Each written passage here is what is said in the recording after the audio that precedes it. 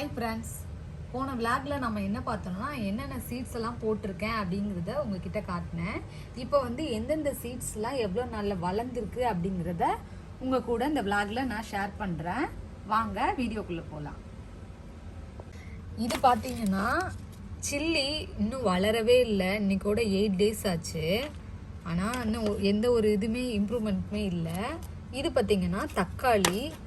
இது போட்ட 5 daysல வந்து நல்லா வளர ஆரம்பிச்சிருச்சு. இன்னைக்கோட இது 8 days ஆச்சு. இங்கே பாருங்கள், நான் போட்ட எல்லா சீட்ஸுமே வளர்ந்துருச்சு. இதுவுமே தக்காளி தான். இது ஃபுல்லாகவே தக்காளி. இது எல்லாமே 5 daysலயே வளர ஆரம்பிச்சிருச்சு.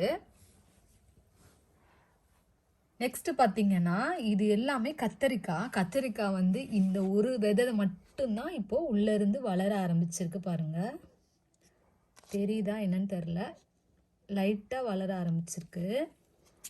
மற்ற எதுவுமே வந்துட்டு இன்னும் வளரல. இன்னைக்கோட 8 days ஆச்சு. அப்புறமா இது பார்த்திங்கன்னா கேப்சிகம் நேற்று தான் போட்டிருக்கேன். போட்டு இப்போது 2 days ஆகுது.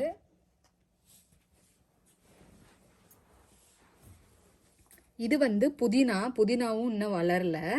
ஸோ இன்னைக்கோட 8 days ஆச்சு. இது வெந்தயக்கீரை. இது நல்லாவே வளர்ந்துட்டு வருது. இது பார்த்தீங்கன்னா நம்மளோட கொத்தமல்லி. இது 6 daysலயே இந்த மாதிரி எல்லாமே வளர ஆரம்பிச்சிருச்சு. இன்னைக்கோட இது 8 days ஆச்சு. அப்புறமா கத்தாழை.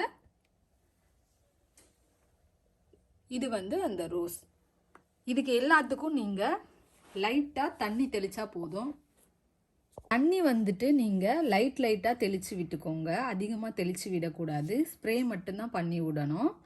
அப்புறம் பார்த்தீங்கன்னா காலையில் ஏர்லி மார்னிங் கொஞ்சம் வெயில் எந்த ஸ்பேஸில் இருக்கோ அதில் வந்து நீங்கள் தூக்கி வச்சுட்டு அப்புறமா நீங்கள் எப்பயுமே வாமான பகுதியில் வச்சுக்கோங்க. ஸோ இது எல்லாமே சீக்கிரமாக வளர்ந்துடும். ரோஜா செடிக்குன்னு பார்த்தீங்க அப்படின்னா நீங்கள் அரிசி களையிற தண்ணி, அப்புறமா நம்ம வெஜிடபிள்ஸ் காய்கறி கட் பண்ண தண்ணி இதெல்லாம் சேர்த்திங்கன்னா நல்லா க்ரோத் ஆகும். ஸோ நீங்கள் ட்ரை பண்ணி பாருங்கள்.